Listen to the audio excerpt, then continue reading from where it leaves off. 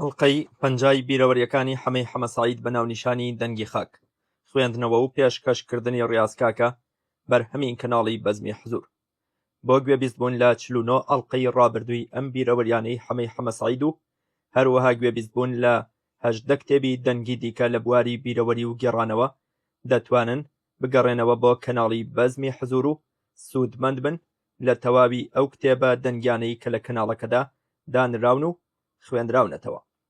لەژێر ناونیشانی جیابوونەوەکان و یەکگرتنەوەکان حەمەی حەمەسەعید دەنووسێت. لە دێر زەمانەوە جیابوونەوە و پارچە پارچەبوون و دواتر بە دژی یەکتروەستانەوە لە ناو ڕێکخراو و کۆمەڵە و گروپ و حیزبە سیاسیەکانی گەلان و نەتەوەکانی سەرگۆی زەویدا هەبووە. مەرجنیە شەقبوون و هەڵگەڕانەوەکان تەنها لە نێوان پێکهاتە سیاسی و سەربازیەکاندا بوو بێت. زۆر جار ڕێککەوتووە لە ناو هۆز و قەبیلە و پێکهاتەی کۆمەڵایەتی و عەشیرەتیشدا ئەمە ڕوویداوە. گەلی کوردیش لەو بارەیەوە پێشینەی هەیە و زۆر جار لە دەورانی عەشایری و ئیدارە لۆکاڵی و ناوچەیەکان و دواتریش لە نێوان گروپ و ڕێکخرا و کۆمەڵە و حیزبە سیاسیەکاندا ئەو جۆرە شەقبوون و جیابوونەوە و بەیەکدا هەڵگژانە هەندێک جار دوای لێکجیابوونەوەکان پرۆسەی یەکگرتنەوە و پێک هاتنەوەیان ئەنجام داوە. زۆرتر لە ناو کوردەواریدا هۆکارەکانی شەقبوون کە ڕوویداوە چەند شتێک بوون. لەوانە و دیارترینیان جیاوازی بیر و بۆچوون لە نێوان دوو ڕیزبەندیدا، یەکتر قبوڵ نەکردن لە ڕێبەرایەتیدا، ئەمەیش لەسەر مەسئولیەت و لێپرسراوێتی بە تایبەت لە نێوان کەسە یەکەم و دووەمەکاندا، لەسەر داهات و دەستکەوت، لەسەر پلە و پۆست، لەسەر ناوچەگەرێتی و تا دوایی. زۆر جار ڕێککەوتووە حیزبێک چەندین حیزبی لێکەوتوەتەوە. ئەو جۆرە حیزبانە پێیان دەوترێت حیزبی دایک. جیابوونەوە و ئینشقاق لە کوردستاندا زۆریان کە ڕوویان داوە کارەسات و مەینەتباری و خوێن ڕێژی بە دوای خۆیاندا هێناوە. کێشە و گرفتی نەبڕاوەیان لێکەوتوێتەوە. لەبەر ئەوەیە لە ناو کوردەواریدا بە بیستنی ئەم وشە دڵگران دەبین و شریتی پڕ لە ناسۆری کوشت و کوشتار و خوێن و مەرگ دێتە بەرچاومان. نمونەی جیابوونەوەی باڵی مەکتەبی سیاسی پارتی دیموکراتی کوردستانی عێراق لە ساڵی 1966دا جیابوونەوەیەکی پڕ لە کارەساتی نەبڕاوە لە ناو ڕێزەکانی پارتیدا ڕوویدا. ئەم جیابوونەوەیە حیزبەکە دەکات بە دوو بەشەوە، لایەک بە ناوی باڵی بارزانی و لاکەی دیکە بە ناوی باڵی مەکتەبی سیاسی. ئەم باڵە دواتر دەبێتە باڵی تاڵەبانی. دواتر و بە تێپەڕبوونی کات باڵەکانی هەردوو لە ناوی مەلایی و جەلالیان بەسەردا دەبڕدرێت. ئەم جیابوونەوەیە چارەسەرکردنی کێشەی ڕەوای کورد دوا دەخات. هەردوو لە یەک ئامانجیان هەبووە. لە ئەنجامی شەڕ و کوشتاری نێوانیان دوژمن هیچ حسابیان بۆ ناکات. لە ئەنجامی پەنابردنیان بۆ دوژمنان بۆ یەکتر شکاندن و یەکتر بە چۆکداهێنان دوژمنی سەرەکی بە کەماڵی خەیاڵی ڕاحەت پاڵی لێدەداتەوە. هەرچەندە دوای تێپەڕاندنی مێژوویەکی ڕەش و پڕ لە خوێن و مەرگ لە ساڵی 1970دا یەک دەگرنەوە، بەڵام ئەنجامی نابێت و بەرهەمی خەرمانی خەباتیان ئاوری تێبەر دەبێ و گەلەکەیشمان پاش 14 ساڵ زەحمەت و تێکۆشان ڕەنجەڕۆ دەبێتەوە. تاوانبار و بێتاوان، خەتابار و بێخەتا، کێ لەسەر حەق و ڕاستی بووە و کێیش ناحەق و ناڕاست، ئەمانە دادی گەلی کورد نادەن. بە ئەم بابەتە بەجێبهێڵین بە ئەمانەت بۆ مێژوو نووسانی بێلایەن و خاوەن ویژدان. منیش با بڕۆمەوە بۆ لای بیرەوەریەکانی خۆم و جیابوونەوەکان و یەکگرتنەوەکانی دوای ساڵانی 1970. جیابوونەوەی سۆشیالیست لە یەکێتی ساڵی 1970. یەکێتی نیمچەبەرەیەکە سێ ڕێکخراوی سیاسی پێکیان هێناوە: کۆمەڵە، بزوتنەوە، هێڵی گشتی. لە بەرگی یەکەمی ئەم کتێبەدا واتە دەنگی خاک لەسەر چۆنێتی دروستبوونی یەکێتی لە بابەتێکدا ورتر نووسراوە. بەڵێ لە بەهاری 1970دا ڕێکخراوی بزوتنەوە ئینشقاقی کرد و بووە دوو بەش. بەشێکی لە ناو یەکێتیدا مایەوە. بەشەکەی دیکەی کە زۆرینەی بزوتنەوە بوون جیابوونەوە و حیزبێکیان دروست کرد بە ناوی حیزبی سۆشیالیست. کەسە دیارەکانی سۆشیالیست ئەو سەردەمە ئەمانە بوون: ڕەسوڵ مامەند، دکتۆر مەحموود عوسمان، قادر عەزیز، سەید کاکە، شێخ محەممەدی شاکەلی، شێخ محەممەد سەرگەڵووی، قادر جەباری، سەعەد عەبدوڵڵا و تا دوایی. ئەو کات من لەگەڵ کاکە حەمەی حاجی مەحموود لە لای مام جەلال بووین لە ناوزەنگ. بەیانیەک گوتیان جەماعەت ئێرەیان بەجێهێشتووە و پەڕینەوە بۆ ئەوبەر بۆ ئاواییەکانی گۆڕەشێر و بێدەلان. من ئەو کات دەمزانی کێشەکە چییە و بۆچی ڕۆیشتون. لەو بارەگایە کە لی بووین پرسیارم دەکرد بزوتنەوەم نەدەناسین. پێشمەرگەیەک گوتی کاکە ئەمە تا کاک عەلی عەسکەری و دکتۆر خالید مابوون نەیان دەوێرا باسی هیچ بکەن. ئێستا ئەوان نەماون و شەهید کراون، ئەمان هەوای سەرکردایەتی کردنی بزوتنەوە وەک حیزبێکی جیا کەوتووەتە سەریان و ئەمەیان کردووە. لە دیداری تەمەندا بەشی دووەم لە لاپەڕە 129 بۆ 136 مام جەلال بە وردی وەڵامی ئەو پرسیارەی داوەتەوە بۆچی ڕەسوڵ مامەند و هەڤاڵەکانی لە یەکێتی جیابوونەتەوە. جیابوونەوەی زەحمەت کێشان لە سۆشیالیست. ساڵی 1979 کاک قادر عەزیز لەگەڵ بەشێکی بزوتنەوە لە یەکێتی جیابوونەوە و دواتر بوو بە ئەندامی مەکتەبی سیاسی سۆشیالیست. لە 12/12/1985 دا لەگەڵ گروپێک کە پێگاتبوون لە بەڵێن عەبدوڵڵا، سەعەد عەبدوڵڵا، بەهمەن حوسێن و کۆمەڵێک کادری دیکە لە سۆشیالیست جیابوونەوە و حیزبێکیان بە ناوی زەحمەت کێشانەوە دروست کرد. لە ساڵی 1991 دا لە ژێرناوی پرۆژەی یەکگرتنی چەپەکاندا ڕێکخراوی ئاڵای شۆڕش چووە ناو زەحمەت کێشانەوە. لە ساڵی 1992 دا ڕێکخراوی کۆنفرانسی ئاڵایش چووە ناو زەحمەت کێشانەوە. دواتر و لە 28 2011 دا کۆمەڵێک کادریان لەگەڵ کاک شێرکۆ میروەیس هاتنەوە ناو یەکێتی و شێرکۆ کرا بە ئەندامی سەرکردایەتی. لە ساڵی 2013 دا کێشەکەوتە ناو حیزبەکەیان بۆ چارەسەر گەیشتنە بەردەم دادگا و دادوەر. دوای ئەوە زۆرینەی زەحمەت کێشان لەگەڵ بەهمەن حوسێندا بە هەمان ناوەوە مانەوە. دواتر کاک قادر عەزیز حیزبێکی دیکەی بە ناوی حیزبی ئایندە دروست کرد و دواتر لە ساڵی 2016 دا خۆی و ئەو چەند کەسەی دەوروبەری هاتنەوە ناو یەکێتی خۆی کرا بە ئەندامی مەکتەبی سیاسی یەکێتی. دوو هەڤاڵیشی کران بە ئەندامی سەرکردایەتی. ئەوانیش هەڤاڵان نەسرۆڵڵا سورچی و یاسین نەبی نێروەیی بوون. دوای ئەوانیش کاک ئاسۆس عەلی لە لای زەحمەت کێشانەوە خۆی و کۆمەڵێک کادر گەڕانەوە ناو یەکێتی و کاک ئاسۆس کرا بە ئەندامی سەرکردایەتی یەکێتی. جارێکی تر جیابوونەوەی کاک ڕەسوڵ لە حیزبی یەکگرتن و دروستبوونەوەی سۆشیالیست. کاک ڕەسوڵ مامەند و پاژماوەی سۆشیالیست لەگەڵ پارتی گەل و پاسۆک بڕیاریاندا یەک بگرن بە ناوی حیزبی یەکگرتن. سۆشیالیست لە چاو دوو حیزبەکەی دیکەدا زۆری نەبوون. لە کۆنگرەکەدا کاک سامی دەنگی زۆرتری هێنا لە کاک ڕەسوڵ. هەر لەوێ کاک ڕەسوڵ پابەند نەبوو بە ئەنجامی کۆنگرەکەوە و دەنگدانەکە. ئەوە بوو لەگەڵ کۆمەڵێک کادری سۆشیالیستدا سۆشیالیستیان ڕاگەیاندەوە و لە 4/11/1992 دا کۆنگرەیەکیان بەست بە ناوی کۆنگرەی سێی حیزبی سۆشیالیست. لەو کۆنگرەیەدا سەرکردایەتی نوێیان هەڵبژاردەوە. ئەمانە سەرکردایەتیان نوێکە بوون: ڕەسوڵ مامەند، محەممەد شاکەلی، شێروان شیروەندی، ئەحمەد قەدەفەری، بەهرۆز گەڵاڵی، ڕێبوار عەبدوڕەحمان، جەلال عەینەک، محەممەد فاتح، موحسین بایز، مامۆستا موحسین، مامۆستا حەسەن، عەلی ئەحمەد وەیس. ئەم سۆشیالیستە تازە دوای کۆنگرە سەردانی حیزبەکانیان کردبوو. لە سەردانی پارتیدا کاک مەسعود بە کاک ڕەسوڵی وتبوو: مام جەلال لە ئەوروپا پێی وتوم ئەو سێ حیزبە شتێکی باشیان کردووە، یەکیان گرتووە. منیش وتومە زۆر باشە، ئەگەر نەبن بە چوار.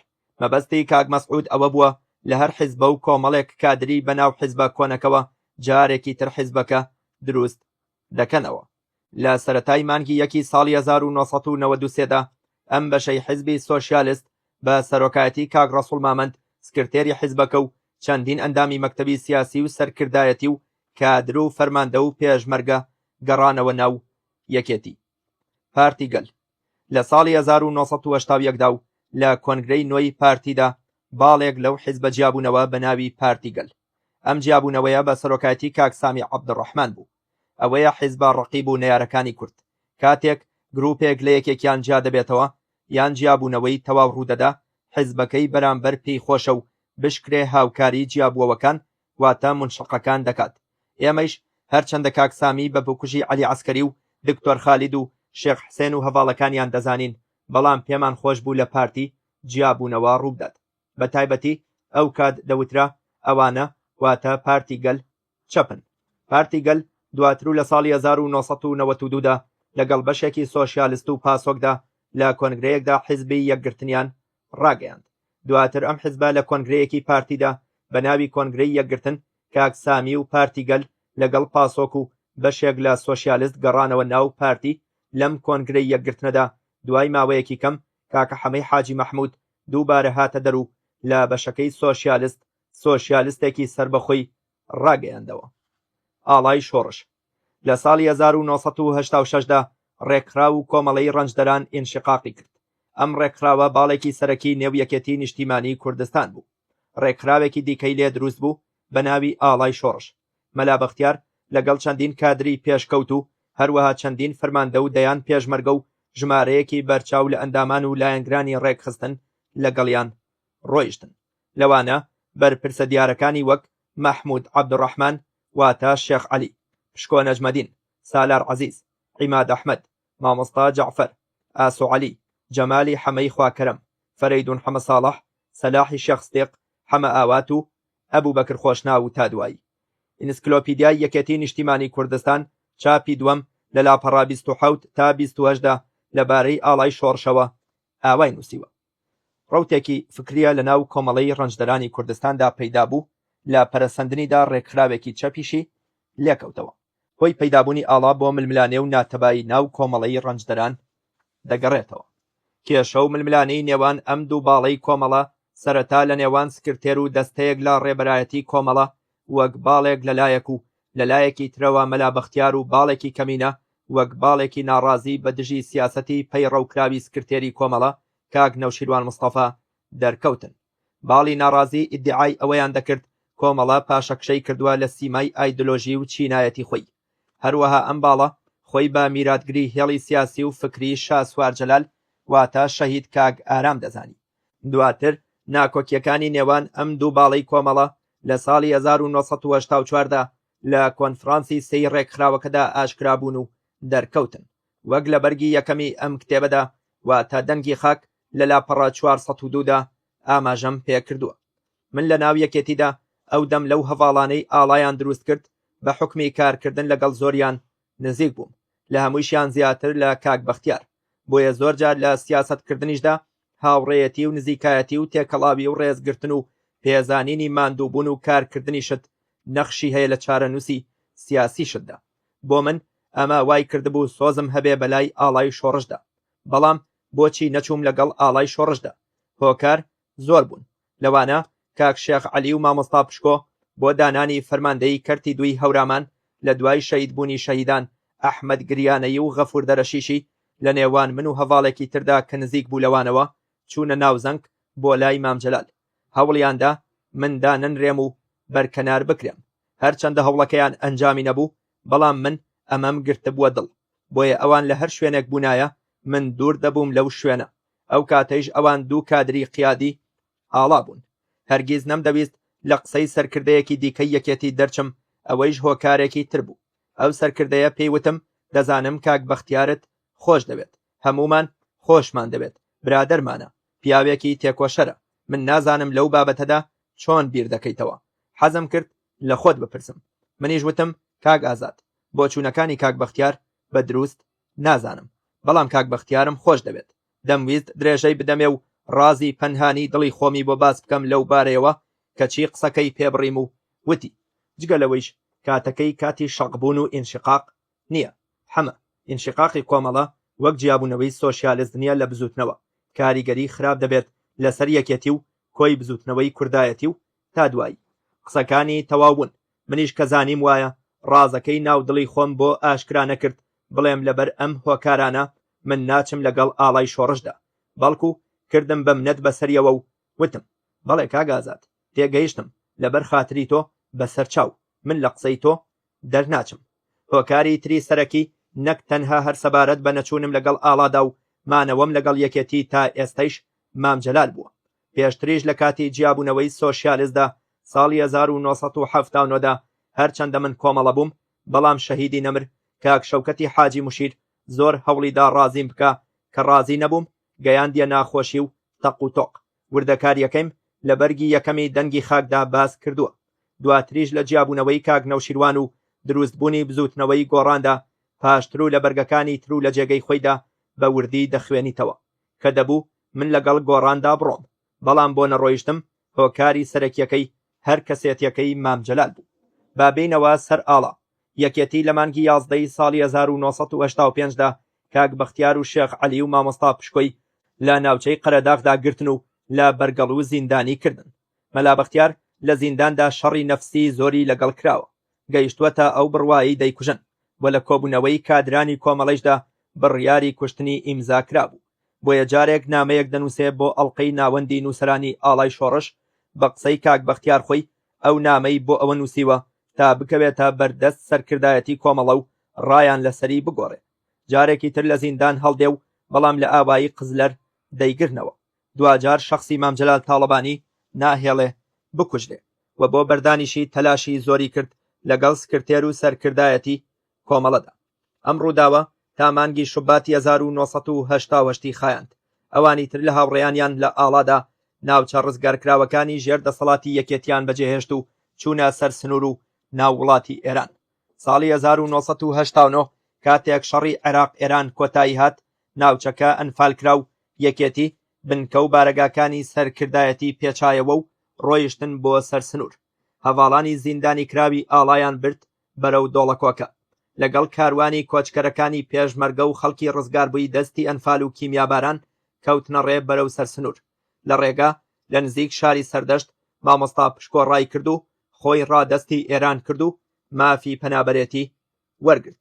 دوای ماوەیەک شێخ عەلی ئازاد کرا، بەڵام کاک بەختیار بە زیندانی کراوی مایەوە تا هاوینی 1989 کە ئازاد کرا. دواتر لەگەڵ هەڤاڵانیان لە زێوەی پارێزگای ورمێ یەکیان گرتەوە. بەشێکی ئاڵا و حیزبی زەحمەتکێشان هەمان ساڵ لە ناو ئێراندا یەکیان گرتەوە. ساڵی 1992 بەشەکەی دیکەی ئاڵا لە سلێمانی کۆنفرانسێکیان بەست و لەو کۆنفرانسەدا ناوی ئاڵا گۆڕا بۆ کۆمەڵەی سۆشیالیستی کوردستان. دواتر ئەم کۆمەڵە چوونە ناو حیزبی زەحمەتکێشانەوە. لە مانگی 1993دا بەشێک لە باڵەکەی ئاڵای شۆڕش لە ناو حیزبی زەحمەتکێشانەوە لەگەڵ کاک مەلا بەختیار گەڕانەوە ناو یەکێتی بۆ زانیاری زیاتر و زانینی هۆکارەکانی جیابوونەوەی ئاڵا لە کۆمەڵە و یەکێتی دیداری تەمەن بخوێنەرەوە. بەشی دووەم لە لاپەڕە 115 بۆ 121 لەوێدا مامجەلال زانیاری ورد و نەبیسترا و دەخاتە ڕوو سەبارەت بە هۆکاری دروستبوون و بەرنامە و مەرامی ئاڵای شۆڕش. کۆمەڵی ئیسلامی لە ڕۆژی 21/5/1999دا بزوتنەوەی ئیسلامی و بزوتنەوەی ڕاپەڕینی ئیسلامی واتە نەهزە لە شاری هەڵەبجە کۆنگرەیەکیان گرێدا بە ناوی کۆنگرەی یەکبوون. لەو کۆنگرەیەدا یەکیان گرتەوە. بزوتنەوەیش ناونرا بزوتنەوەی یەکبوونی ئیسلامی. نەهزە واتە ڕاپەڕینی ئیسلامی بەڕابەرایەتی مامۆستا مەلاستێق عەبدولعەزیز بوو، بزوتنەوەیش بەڕابەرایەتی مامۆستا مەلا عەلی عەبدولعەزیز. ئەم دوو ڕابەرە برای یەکدین. لەم کۆنگرەیەدا مامۆستا مەلا عەلی بەڕابەر و مامۆستا مەلاستێق بە جێگری ڕابەر هەڵبژێردران. مامۆستا عەلی باپیر و مامۆستا مەلا شێخ محەممەدی بەرزنجی ئەندامی مەکتەبی سیاسی بوون. دواتر لە ڕۆژی 31/5/2001دا بزوتنەوە کۆنگرەیەکی دیکەی لە شارەدەی تەوێڵە بەست. لەم کۆنگرەیەدا بزوتنەوە جیابوونەوەیەکی تێکەوت کۆمەڵی ئیسلامی لێ جیابوویەوە بەڕابەرایەتی مامۆستا عەلی باپیر. ئێمە دەمانزانی جیابوونەوە ڕوودەدا و زۆرینە لەگەڵ عەلی باپیردا دەڕۆن. من لە چاوپێکەوتنێکی مامۆستا مەلا عەلیدا لە چوارچێوەی پەیوەندی و دیدارە دۆستایەتیەکانماندا لە هەڵەبجە و لە بارەگای مامۆستادا بە ئامادەبوونی کاک کامیلی حاجی عەلی ئەندامی مەکتەبی سیاسی ماوەیەکی کەم بەر لە کۆنگرەکە بە مامۆستام وت بەڕای ئێمە مامۆستا عەلی باپیر جیا دەبێتەوە و زۆرینەیش لە مەکتەبی سیاسی و سەرکردایەتی لەگەڵیدا دەڕۆن. هەروەها وتم زۆربەی سەرکردایەتیە کۆنەکەی نەهزەیش لەگەڵیانن. دیارە جگەلەوە مامۆستا قسەکەی پێناخۆش بوو، وتی وانییە بە تووڕەییەوە هەڕەشەی لێدەکردن. دەیوت چەند کەسێکی کەم و نەگونجاو ئاژاوەچین و ناتوانن ئەو کارە بکەن. بەڕای من نەهزە هەڵەیەکی سیاسیان کرد لەگەڵ بزوتنەوە یەکیان گرتەوە، چونکە بەڕواڵەت کێشەیان نەبوو. باشترین کادر و سەرکردایەتیان هەبوو لە چاو حیزبە ئیسلامیەکانی تردا و لە گەشەکردن و پێشکەوتنیشدا بوون، بەڵام سەریان لە خۆیان شێواند. بزوتنەوەی گۆڕان. بەر لەوەی بچمە سەر بابەتەکە پێویستە بڵێم لەم کتێبەدا لە جیابوونەوەکاندا گۆڕانی تێدا نەبوو، چونکە بابەتەکانی ناو ئەم کتێبە تا ساڵی 2000یان لە خۆ گرتووە. لەم دواییەدا بە پێویستم زانی بە کورتی ئەم بابەتەی گۆڕانیشی پێزیاد بکەم، چونکە ئەمیش لە جیابوونەوەکاندایە. وردەکاری بابەتی دروستبوون و جیابوونەوەی گۆڕان وەردەگرین بۆ کاتی خۆی و بەرگەکانی دواتری دەنگی خاک و بیرەوەریەکانی ئێمە لەو بارەیەوە. با بچینە سەر باسەکە. لە مانگی 4/2009دا کاک نەوشیروان و چەندین ئەندامی مەکتەبی سیاسی و سەرکردایەتی لە یەکێتی جیابوونەوە و حیزبێکیان بە ناوی گۆڕان دروست کرد. سەرەتا لە ساڵی 2014 و لە کاتی هەڵبژاردنەکانی مەڵبەندەکاندا بە ناوی باڵی ڕیفۆرمەوە لە ناو یەکێتیدا ئەم باڵە دروست بوو بە سەرپەرشتی کاک نەوشیروان. داوای چاکسازی و ڕیفۆرمیان دەکرد کە زانیان بەرەی زۆرینە یان ڕوونتر بڵێم سکرتێری گشتی مل نادات پەنایان بردە بەر پرۆسەیەکی ئیمزا کۆکردنەوە و ئاڕاستەکردنی نامەیەک بۆ سکرتێری گشتی لە کۆکردنەوەی واژۆکاندا یان واژۆکارەکان کەم نەبوون. سەرەتا و پێشینەی دروستکردنی گۆڕان لە ساڵی 2006ەوە دەست پێدەکات. ئەو کاتە کاک نەوشیروان جێگری سکرتێری گشتی یەکێتی بوو لەسەر ناکۆکیەکانی ناوخۆی یەکێتی و چارەسەر نەکردنیان و درێژەکێشانی ململانیەکان لەم ساڵەدا دەستی لە کار کێشایەوە. دوای ئەوە دەستی کرد بە کارکردن بۆ دامەزراندنی دامەزراوەیەکی ڕۆشنبیری کە دواتر ناونرا کۆمپانیای وشە. من لە نزیکەوە ئاگادار بووم لەوەی چەند هەڤاڵێک بە مام جەلالیان دەوت کاک نەوشیروان حیزب دروست دەکات. مام جەلالیش بە گژیاندا دەچووەوە. زۆریش دڵی بەو دامەزراوە ڕۆشنبیریەی کاک نەوشیروان خۆش بوو. هاوکاریشی کرد بۆ پەرەپێدانی. ئەوە بوو ماڵپەڕی سپەی و کەناڵی سەتەلایەتی KNN و ڕۆژنامەیشی پێزیاد کرد. بەدەست لە کارکێشانەوەکەی کاک نەوشیروان نەک کێشەکانی یەکێتی ڕوویان لە لاوازی و کەمبوونەوە نەکرد بگرە ئاڵۆستر و زیاتریش بوون. ئەوە بوو لە مانگی 2009دا 4 ئەندامی مەکتەبی سیاسی یەکێتی دەستیان لە کار کێشایەوە و چوونە لای کاک نەوشیروان. ئەو 4 کەسە ئەمانە بوون: کاک عومەری سەید عەلی، کاک مستەفای سەید قادر، کاک عوسمانی حاجی مەحموود و جەلال جەوهەر. لە سەرەتای مانگی 4 2009دا ڕایان گەیاند بە لیستی سربەخۆ بەشداری هەڵبژاردن دەکەن. لە 28 4 2009دا کۆمسیۆنی باڵای هەڵبژاردنەکان بە فەرمی لیستی گۆڕانی بە سەرۆکایەتی نەوشیروان مستەفا وەک قەوارەیەکی سیاسی سربەخۆ پەسەند کرد. تا ئەو کاتە ئاشکرا نەبوو لە بەرپرسی سەربازی و حیزبی و لە ئەندامانی کۆمیتەی مەرکەزی یەکێتی کێن ئەوانەی لەگەڵ گۆڕاندا دەڕۆن. لە سەرەتای بانگەشەی لیستەکەوە وردە وردە ئەوانەی لەگەڵ گۆڕان دەڕۆیشتن دەرکەوتن. لە کۆمیتەی ناوەندیدا ئەم هەڤاڵانە بوون: یەکەم نەوشیروان مستەفا، دووەم عومەری سەید عەلی، سێەم مستەفای سەید قادر، چوارەم عوسمان حاجی مەحموود، پێنجەم کوردۆ قاسم، شەشەم جەلال جەوهەر، حەوتەم محەممەد تۆفیق ڕەحیم، هەشتەم جەمال حاجی محەممەد، نۆیەم عوسمان بانی مارانی، دەیەم شەماڵ عەبدولوەفا، یازدە ئاسۆ عەلی، دوازدە سەفین مەلاقەڕە. ئەمانە و چەندین فەرماندە و دەیان لێپرسرا و سەدان کادر و هەزاران ئەندامی یەکێتیان لەگەڵ ڕۆیشت. سەرەتا خەڵک زۆریان چاوەڕێ بوو لە گۆڕان، بەڵام لە دوای کارکردن و تێپەڕبوونی چەندین ساڵ دوجار دەرکەوت نەک هیچیان پێنەکرا ئەگەر بارودۆخەکە هەروە بڕوات خۆیشیان وردە وردە بەرەو لاوازبوون دەچن و یەکێتی نیشتیمانیشیان بە پەڕ و باڵکراوی خستە بەردەستی پارتی. دوای بێئەمەل بوون لە هەموو شتێک وا لە 7 5 2016دا لەگەڵ یەکێتیدا ڕێککەوتن نامەیەکی سیاسی واژۆ دەکەن کە بەڕای من ئەو ڕێککەوتن نامەیە ناچێتە بواری جێبەجێکردنەوە.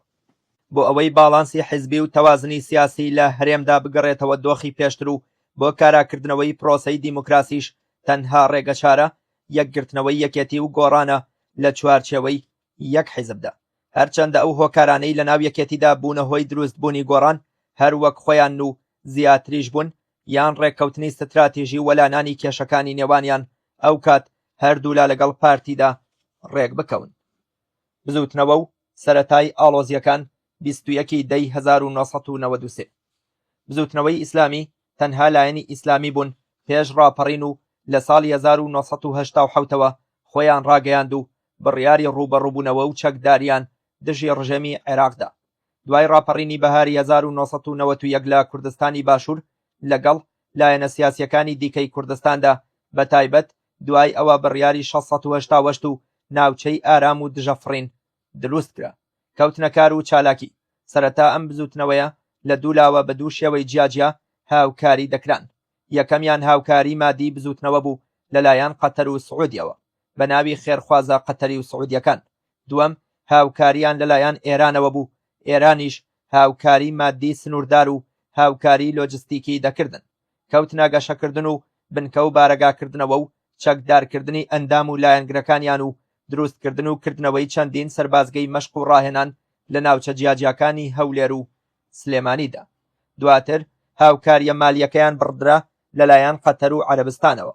هەرچەندە بنەماڵە و ماڵی خوا لێخۆش بوو مامۆستا مەلا عوسمان لەلایەن ئالی سعودەوە ناسراو بوون بزوتنەوە، ئەمەیان بەدەستی ڕابیتە و مامۆستا عەلی قەرەداغی دەزانی، هەرچەندە ڕەنگە هۆکاری سەرەکی لەبەر ئێران بوو بێت. دواتریش ئێرانیەکان سارد بوونەوە لەو هاوکاری و پەیوەندیە گەرمەی لەگەڵ بزوتنەوە هەیان بوو. ئیتر بزوتنەوە بە چەندین وێستگەی جیاجیادا تێپەڕی و دواتر لە چەندین کەناڵەوە هەوڵی بەدەستهێنانی پشتیوانی مالیدا، ئەمە جگە لەو یارمەتیە پچڕپچڕەی مام جەلال و ئیدارەی سلێمانی و کاک مەسعود و پارتی دەیدانێ. بزوتنەوە ئەو کات پێکهاتەی هێز و تەشکیلاتی جیاواز لەم پێکهاتەی ئێستای جیاواز لە بیر و بۆچوون سەبارەت بە لایەنەکانی مەیدانی خەباتی کوردایەتی لە ناو لایەنەکانیشدا تێڕوانینی جیاواز بەرامبەر بە یەکێتی و پارتی و ئەوانی دیکە. چەندین دید و تێڕوانینی جیاواز لە ناو خودی بزوتنەوەکەدا بەرامبەر بە هەڵگرتنی پەیامی ئیسلامی. بزوتنەوەکە بەگشتی تووڕە و توندڕە و ئەم تووڕەی و توندڕەویە لە دەستەیەکەوە بۆ دەستەیەکی تر، لە ناوچەیەکەوە بۆ ناوچەیەکی تر جیاوازی هەبوو.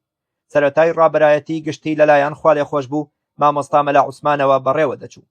کەسایەتیەکی نەرم و بۆچوونەکانی دژی تند و تیژی بوون لە هەمان کاتدا کە ئەم زانا و عالمە ڕابەر بوو تا ڕادەیەک ئیش و کارەکان و بڕیارەکان و دەسەڵاتەکانی بزوتنەوەکە لەلایەن خوا لێخۆش بوو مامۆستا مەلا عەلیەوە دەدران و ممارەسە دەکران.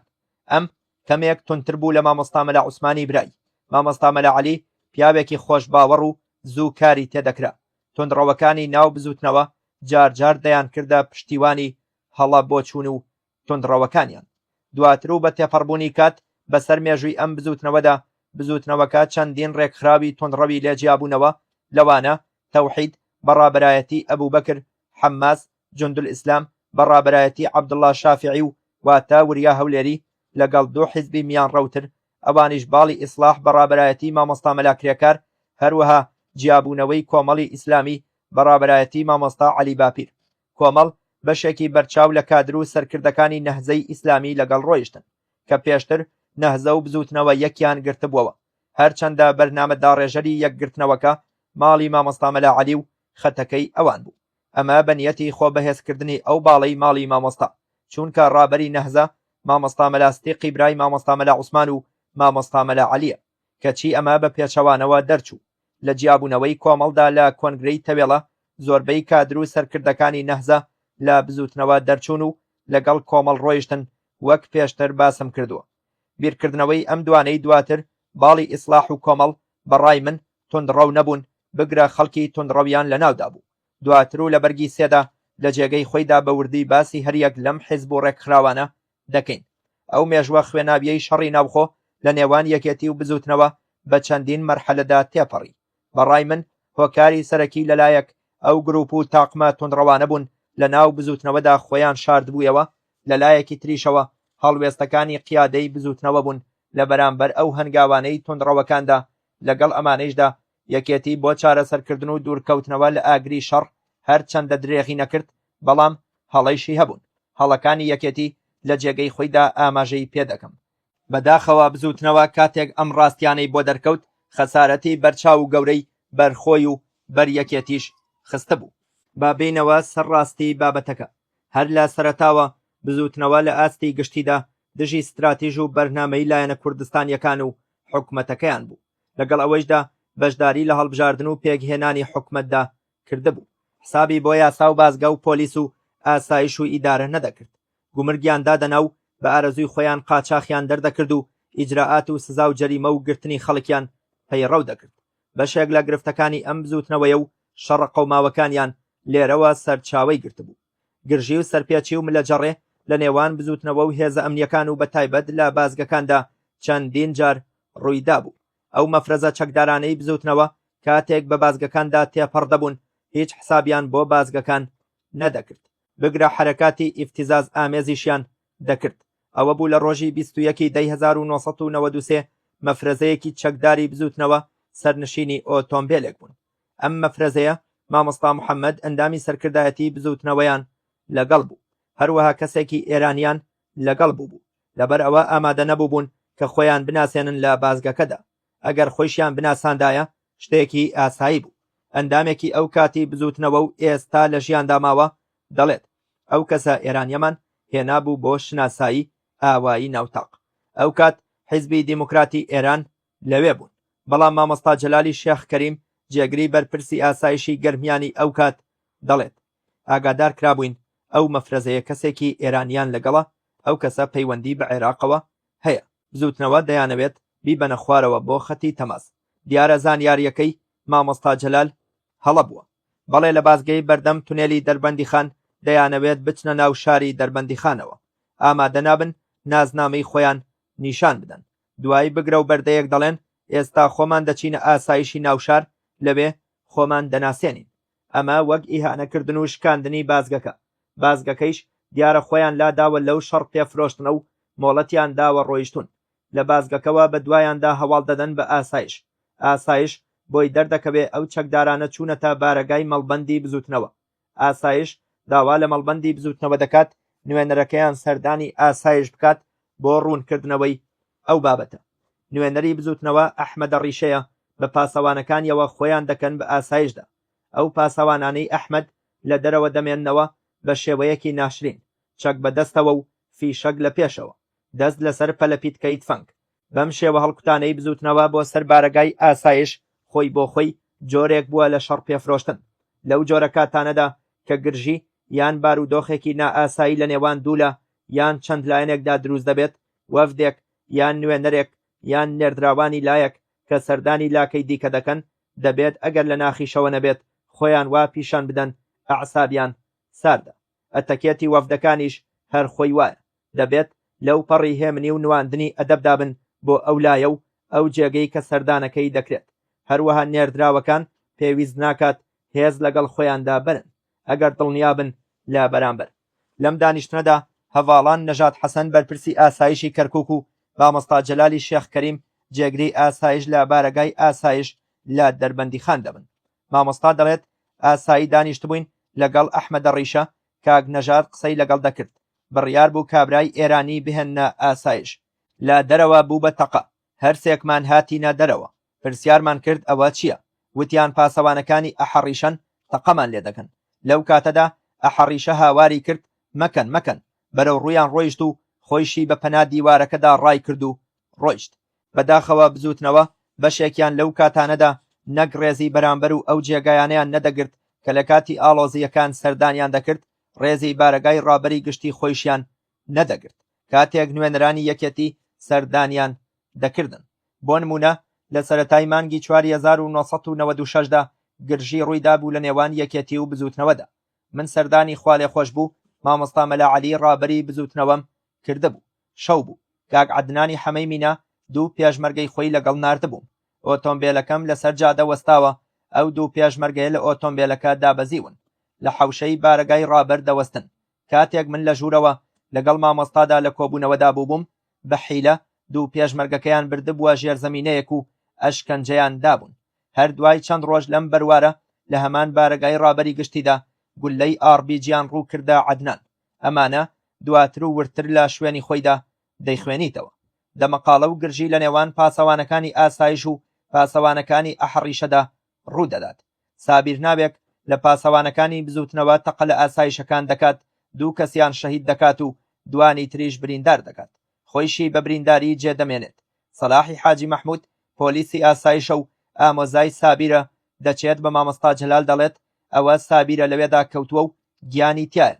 مامۆستا جەلال دەڵێت بیبەن بۆ نەخۆشخانە، دەیخەنە سەر عەرەبانەیەک و دەیگەیەنە نەخۆشخانە. چاک بووەوە دوای چاکبوونەوەکەی چووە ناو ئەنساڕولئیسلام، دواتر لە ناو داعشدا کوژرا. شەهیدەکان خەڵکی چەمچەماڵ دەبن، کاتێک تەرمەکانیان دەگاتەوە ناو چەمچەماڵ. شەڕ لە نێوان یەکێتی و بزوتنەوەدا ڕوویدا لە چەمچەماڵ. لەم شەڕەدا 6 پێشمەرگەی یەکێتی و 12 بزوتنەوە بوونە قوربانی. نزیکەی 80 کەس خەڵک و پێشمەرگەیش بریندار بوون. لە کەلاریشدا بزوتنەوە 2 کەسی کوژران. ڕۆژی 23 دەی 1993 بزوتنەوە ئامادەی دەربڕی بۆ وەستاندنی شەڕ و تەسلیمکردنی تاوانبارەکان بە دادگا. بۆ ئەو مەبەستە لە نوێنەرانی هەرسێ لای بزوتنەوە و یەکێتی و پارتی لیژنە دروستکران بۆ چارەسەری کێشەکە. لیژنەکە پێک هاتبوو لە کاک حامیدی حاجی خالی نوێنەری یەکێتی و کاک عارف تەیفور نوێنەری پارتی و مامۆستا شێخ محەممەدی بەرزنجی نوێنەری بزوتنەوە. لیژنەکە سەردانی چەمچەماڵ و دەربەندیخان و کەلاریان کرد. کاک مەسعودیش هەوڵی خۆیدا و شەڕەکە وەستا، بەڵام کێشەکان بە چارەسەر نەکراوی مانەوە تاوانبار و بێتاوان دیاری نەکران تا تاوانبار سزا بدرێت و کەسیش تەسلیمی دادگا نەکرا. لێرەوە ئاگرەکە خامۆش کرا، بەڵام سکڵ و پشکۆکەی لە ژێر خۆڵەمێشەکەدا بە گەشاوەیی مابووەوە، بە شنەیەکی هێواش هەڵدەگیرسایەوە. ئەوە بوو ڕۆژی 12/1993 لە کفری شنەی باڵی قاز ئەو پشکۆیی گەشانەوە و شەڕ چەند ناوچەیەکی گرتەوە لە نێوان یەکێتی و بزوتنەوەی ئیسلامیدا. بیسەرانی عەزیز و خۆشەویست، ئەڵقەی پەنجای بیرەوەریەکانی حەمەی حەمە سەعید بە ناونیشانی دەنگی خاکتان پێشکەشکرا لەلایەن ڕیاضکاکە لە کەناڵی بەزمی حزورەوە. تا ئەڵقەی 51 با خوای گەورە و میهرەبانتان ئەسپێرم هەر شاد و سەرکەوتوو بن. خواتان لەگەڵ.